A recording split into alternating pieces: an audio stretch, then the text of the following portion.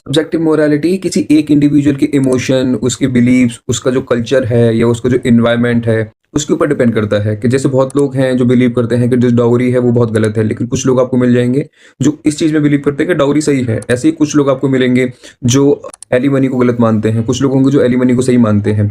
Culture के reference में अगर देखा जाए तो इंडिया बहुत डाइवर्स कंट्री है। आप अलग अलग स्टेट में जाओगे वहाँ आपको अलग अलग कल्चर देखने को मिलेगा। आप नॉर्थ में जाओगे तो कुछ अलग कल्चर हैं, साउथ में जाओगे वहाँ आपको कुछ डिफरेंट चीज़ें देखने को मिलेंगी, और नॉर्थ ईस्ट जाओगे वहाँ कुछ आपको डिफरेंट चीज़ें देखने को मिलेंगी। तो मतलब ये है जो सब्जेक्टिव मोरालिटी है वो बहुत इंडिविजुअल पे काम करती है, लेकिन जो ऑब्जेक्टिव मोरालिटी है वो किसी एक इंडिविजुअल, किसी ग्रुप या किसी कम्युनिटी के ऊपर डिपेंड नहीं करती है। ये यूनिवर्सली होती है। जैसे ह्यूमन राइट्स है, ह्यूमन राइट्स किसी एक इंडिविजुअल, किसी एक ग्रुप या एक कम्युनिटी को प्रोटेक्ट करने के लिए नहीं होते हैं। ह्यूमन राइट्स सभी के लिए इक्वल है। जस्टिस है, जो जस्टिस है वो किसी एक इंडिविजुअल, ग्रुप या कम्युनिटी के लिए नहीं है, वो सभी के लिए है। तो सब्जेक्टिव मोरालिटी और ऑब्जेक्टिव मोरालिटी में ये डिफरेंस है।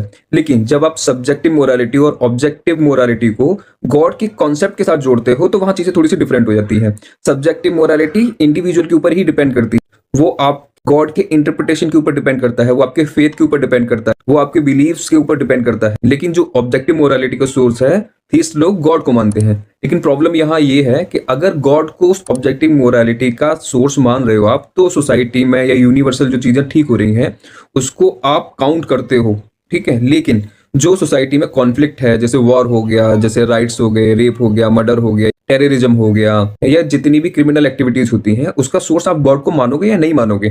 तो ये चीज वो जस्टिफाई नहीं कर पाते बाद में, तो फिर अलग अलग कॉन्सेप्ट, जैसे ईविल का कॉन्सेप्ट, फ्री विल का कॉन्सेप्ट लाके उस चीज को जस्टिफाई करने की कोशिश करते हैं। एथिज्म इस चीज को अच्छे से एक्सप्लेन करता है कि जो सब्जेक्टिव मोरालिटी है वो आपके एनवायरनमेंट से, आपके कल्चर से, आपके पर्सनल ओपिनियन, आपके पर्सनल बिलीफ से ही आती है। जो ऑब्जेक्टिव मोरालिटी है उसका जो सोर्स है वो गॉड नहीं है बल्कि लॉ ऑफ नेचर है। ये नेचर आपकी ऑब्जेक्टिव मोरालिटी को डिसाइड करती है कि क्या सही है क्या गलत है।